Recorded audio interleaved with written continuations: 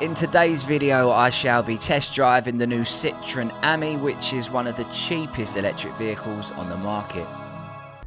So you've got a USB port, you've got a windscreen heater, you've got you've got warning lights, you've got your horn, wipers, indicators, all on one paddle.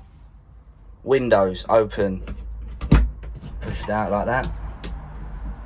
So it's sort of retrograded from the old Citroen egg cars. Big sunroof. This is your boot essentially, because there's nothing going on back here, but this is your boot, and it is spacious.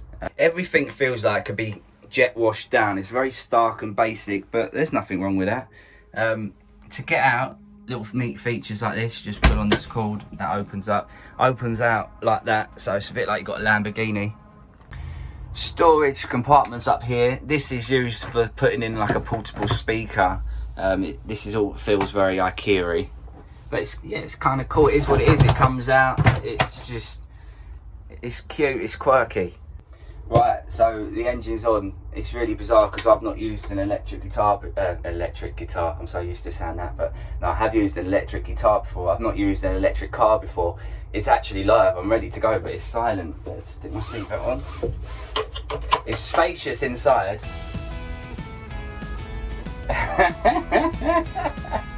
Now, I've only got 22 miles. It's got half a battery, so I can't go too far.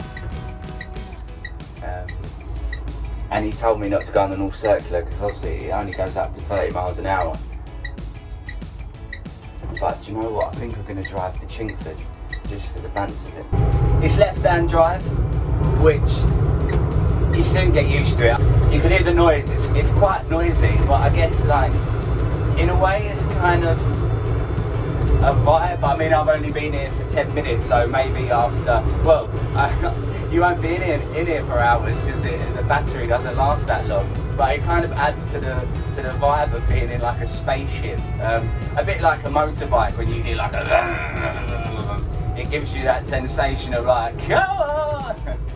It's funny because I got a smart car in front of me now, and I'm just like, they're not even seen as quirky anymore. Remember when smart cars first came about and that's like, oh my god, look at those, whereas now you don't batter an eyelid at a smart car, but you see this thing knocking about and everyone's literally turning their heads.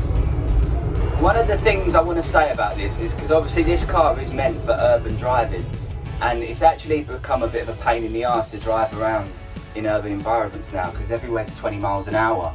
So if you drive a geared car, you've got to constantly find that point of like, oh, whereas this, because it only goes up to 30 miles an hour, it's built for that. It really is. But it's not built for anything else. That's literally all it's for, and it does the job very well. I'm just sitting here driving through Chingford, smiling to myself, thinking I have never had this much fun driving a car around Chingford. And if we have to create our own sense of happiness in our lives and strive to that imaginary place where we feel content, get yourself a Citroen Ami. You can't drive this without smiling and being happy. Because it's ridiculous. It's such a silly little car.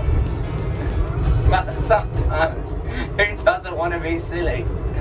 Oh man, like literally, the postman just walked past my car and he was just looking at me smiling. I just went like that to him and he was like cracking up, and because we both knew it's stupid. It's a stupid car that makes no sense. It's on the left hand side.